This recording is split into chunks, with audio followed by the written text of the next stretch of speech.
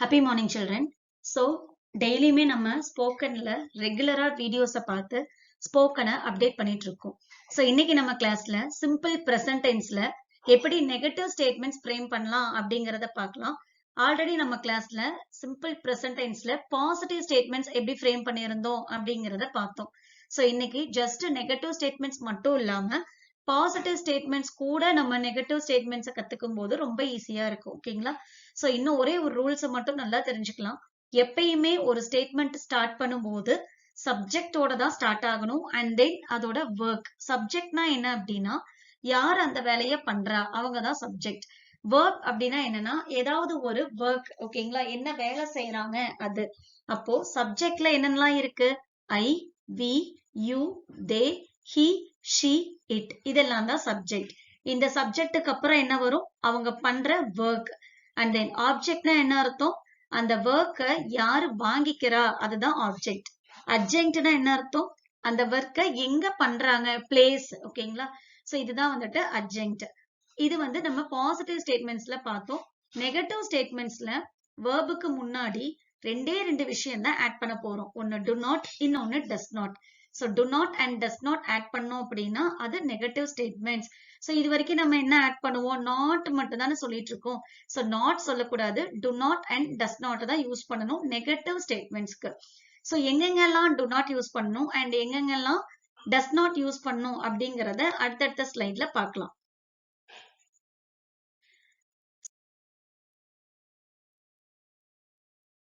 So, example of positive and negative statements. So, positive statements நமக்கு தெரியும். எப்பயுமே ஒரு சப்ஜெக்ட், எப்பயுமே ஒரு ஸ்டேட்மெண்ட் சப்ஜெக்ட்ல வச்சுதான் ஸ்டார்ட் ஆகும். ஐ, வி, யூ, தே. இதெல்லாம் வந்தது அப்படின்னா வெறும் verb மட்டும்தான் வரும். verb கூட வேற எதுவுமே வராது. கூட ஆப்ஜெக்ட், அட்ஜெக்ட். ஓகேங்களா? இதுவே நெகட்டிவ் ஸ்டேட்மெண்டா இருந்ததுன்னா ஃபர்ஸ்ட் எடுத்த உடனே சப்ஜெக்ட் ஐ, வி, யூ, தேவா இருக்கலாம். இல்ல தேக்கு பதிலா வேற ஏதாவது குரூப் ஆஃப் பீப்புளா கூட இருக்கலாம். ஓகேங்களா? நெகட்டிவ் ஸ்டேட்மெண்ட்னா என்ன வரும்? வேர்புக்கு முன்னாடி டு நாட் வரும். And then verb. And then அந்த வேலையை யாரு வாங்கிக்கிறா அந்த ஆப்ஜெக்ட். அண்ட் என்ன பிளேஸ் அது வந்து அட்ஜெக்ட். ஓகேங்களா? ஃபார் அன் எக்ஸாம்பிள், நான் புக்கை க்ளோஸ் பண்றேன். இப்படிதானே நம்ம தமிழ்ல சொல்லுவோம். நான் புக்கை க்ளோஸ் பண்றேன். அப்ப நான் ஐ புக் க்ளோஸ் பண்றேன். Close I book close. இப்படின்னு தான் நம்ம பேசிட்டு இருக்கோம். இது தப்பு. எப்பயுமே என்ன ஆகணும்? ஃபர்ஸ்ட் எடுத்த உடனே சப்ஜெக்ட். ஐங்கிறது சப்ஜெக்ட், க்ளோஸ்ங்கிறது வேலை. சப்ஜெக்டுக்கு அப்புறம் என்ன வரணும்? க்ளோஸ். அண்ட் த புக்கை க்ளோஸ் பண்றேன். புரியுதா? நீ ஃப்ரூட் சாப்பிடு. ஓகேங்களா? இது தமிழ். ஓகேங்களா? நீ ஃப்ரூட் சாப்பிடு. நீ, யூ, ஃப்ரூட் தான் சாப்பிடு. Eat, you fruit eat. இப்படின்னு சொன்னோம்னா அது தப்பு. எப்பயுமே ஒரு சென்டென்ஸ்ல எது ஸ்டார்ட் ஆகும்? சப்ஜெக்ட் ஸ்டார்ட் ஆகும். அதுக்கப்புறமா ஒர்க். அந்த ஒர்க்கை யாரு வாங்கிக்கிறா அப்படிங்கிற ஆப்ஜெக்ட். இல்லாட்டினா பிளேஸ்ங்கிறது அட்ஜெக்ட். ஓகேங்களா? அண்ட் தென் அவங்க போலீஸ லிசன் பண்றாங்க. அவங்க போலீஸ லிசன் பண்றாங்கங்கிறது தமிழ்.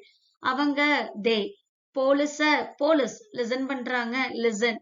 தே போலீஸ் லிசன் அப்படின்னா டோட்டலா தப்பு. தே அப்படிங்கிறது சப்ஜெக்ட். அதுக்கப்புறம் இதுல என்ன ஒர்க்? போலீஸ்ங்கிறது ஒர்க்கா இல்ல லிசன்ங்கிறது ஒர்க்கா? லிசன் தானே ஒர்க். அப்ப தே listen to the police. So இது நம்ம கரெக்டா பண்ணிட்டோம் அப்படின்னாலே நமக்கு half of the sentence நமக்கு completed. ஓகேங்களா? சோ நாங்க கோயிலுக்கு போறோம். நாங்க கோயிலுக்கு போறோம். சோ நான் இங்க மூணே வேர்டு தான் இருக்கு. நாங்க கோயிலுக்கு போறோம். சோ இதுல எது சப்ஜெக்ட்? யார் அந்த வேலையை பண்றா? நாங்க. அப்ப வி. கோயிலுக்கு போறோம். இப்ப கோயிலுங்கிறது வேலையா இல்ல கோங்கிறது வேலையா? கோ தான் வேலை. அப்ப வி கோ டு டெம்பிள். புரியுதா?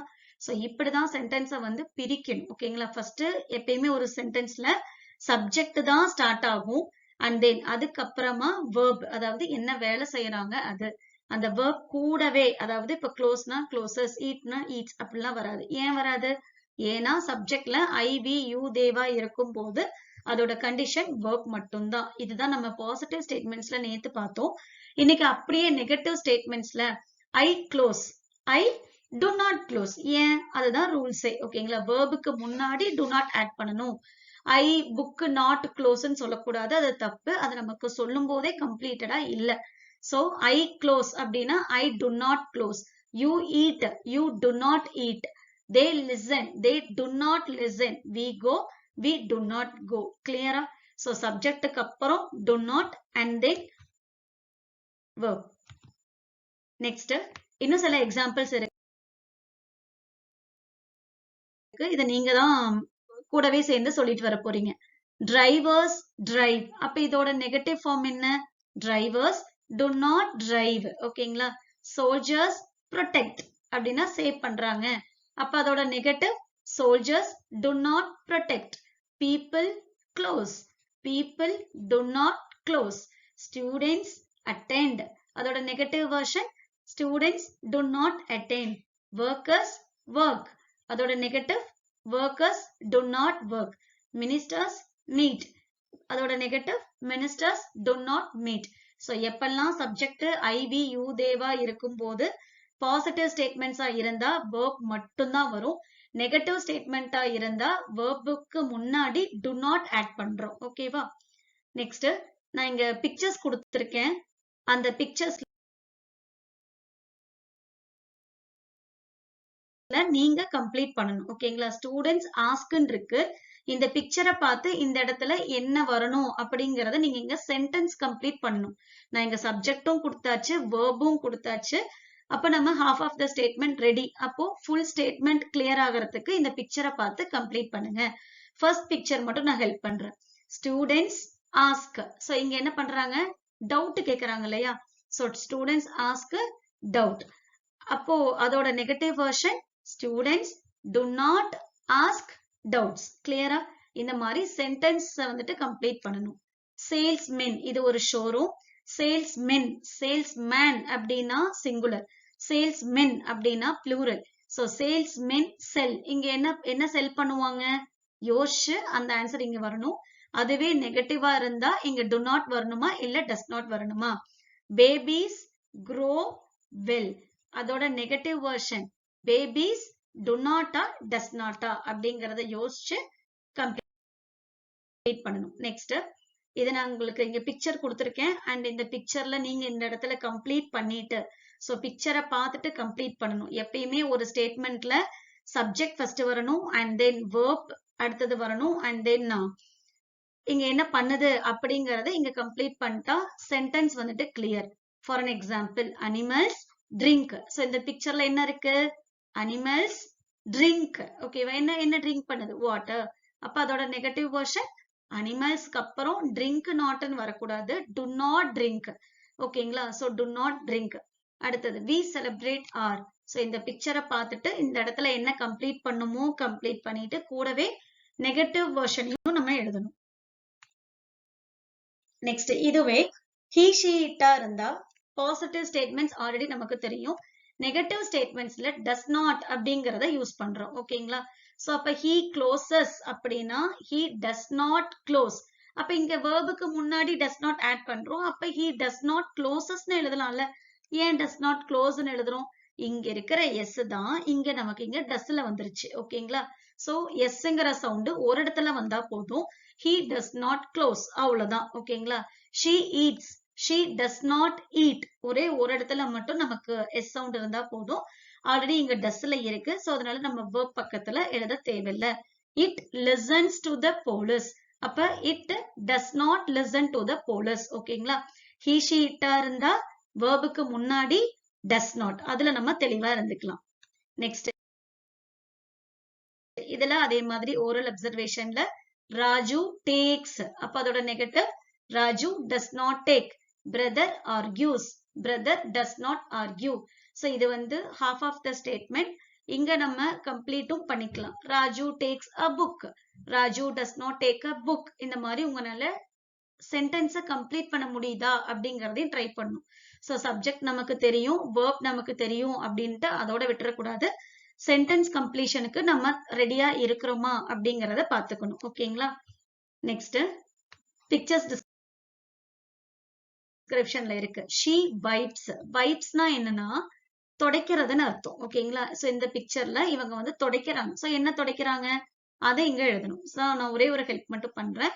she wipes her face. ஓகேவா? she wipes her face. face துடைக்கிறாங்க. அப்ப அதோட negative version she does not wipe. do not wipe. do not wipe கிடையாது, does not wipe. Does not வைப்ஸும் கிடையாது, ஒரு எஸ் வந்தா போதும். So does not wipe. Prithvi, இங்க வந்து பிரெட்டை வந்து கட் பண்றாங்கன்னு சொல்லக்கூடாது, ஸ்லைஸ் பண்றாங்கன்னு சொல்லணும். பிருத்திவி ஸ்லைசர்ஸ் என்னது, அது இங்க ஃபில் பண்ணிட்டு அதோட நெகட்டிவ் வெர்ஷனையும் ஃபில் பண்ணணும். அண்ட் தென் இங்கேயும் இவங்க என்ன பண்றாங்க, வாட்டர் பாட்டில ஃபில் பண்றாங்க. ஸோ அது இங்க எழுதிட்டு அதோட நெகட்டிவ் வெர்ஷனையும் இங்க எழுதணும். கிளியரா? ஸோ இந்த மாதிரி ஜஸ்ட் இந்த பிக்சரை அப்சர்வ் பண்ணிட்டு இங்க ஆல்ரெடி நமக்கு என்ன பிக்சர்ல இருக்கோ அது இங்க ஃபில் பண்ணணும். சீட்டா சேசர்ஸ். ஸோ இந்த பிக்சர்ல சீட்டாங்கிறது சப்ஜெக்ட், சீட்டா தான் துரத்துது. ஸோ அதான் சப்ஜெக்ட். என்ன பண்ணுது, துரத்துது. ஸோ துரத்துது அப்படிங்கிறது சேசர்ஸ். ஸோ எதை துரத்துது, இது என்னது இங்க, அது இங்க எழுதுனா சென்டென்ஸ் கம்ப்ளீட்டட். இதுவே நெகட்டிவா இருந்தா சீட்டாங்கிறது ஹி ஷி இட்ல தானே வரும். ஹீல வருமா, வராது. ஷீல வருமா, வராது. இட்ல வருமா, வரும். அப்ப சீட்டா. அப்ப இந்த இடத்துல நான் இட் டஸ் நாட் சேஸ்ன்னு எழுதட்டுமானா எழுதக்கூடாது, இங்க ஆல்ரெடி கொடுத்துட்டாங்க சீட்டா அப்படின்னு. சோ அததான் எழுதணும். So cheetah. இல்ல அப்படின்னா நெகட்டிவ்ல நாட் எழுதக்கூடாது, does not. Cheetah does not chases எழுதலாமா, எழுதக்கூடாது, ஏன்னா அங்க டஸ்லயே எஸ் வந்துருச்சு. So cheetah does not chase a deer. அதே மாதிரி ஹீ ட்ரிங்க்ஸ். சோ இவர் என்ன குடிக்கிறாரு, அது உங்க கண்ணுக்கு காஃபியா இருந்தாலும் ஓகே, இல்ல டீயா இருந்தாலும் ஓகே, ஜூஸா இருந்தாலும் ஓகே, இல்ல ஏதாவது ஒரு ட்ரிங்கா இருந்தா கூட ஓகே. அதோட நெகட்டிவ் வெர்ஷன். சதீஷ் ஓபன்ஸ். எதை ஓபன் பண்றாங்க. சோ உங்களுக்கு என்ன தோணுதோ ரிலேட்டடான ஆன்சர்ஸை மட்டும் தான் எழுதணும், வேற இரலவெண்டான ஆன்சர்ஸ் எழுதக்கூடாது. சோ நல்லா யோசிச்சு ஐவி யூ தேவா இருந்தா to not, and he she இட்டா இருந்தா டஸ் நாட். சோ ஜஸ்ட் நம்ம சப்ஜெக்டும் அண்ட் தென் வேர்பையும் ஃபில் பண்றத மட்டும் வச்சுக்காம ஹோல் சென்டென்ஸையும் எப்படி இங்க ஃப்ரேம் பண்ணும் அப்படிங்கறத இன்னைக்கு நம்ம கிளாஸ்ல பார்த்திருக்கோம். தேங்க்ஸ் ஃபார் வாட்சிங்.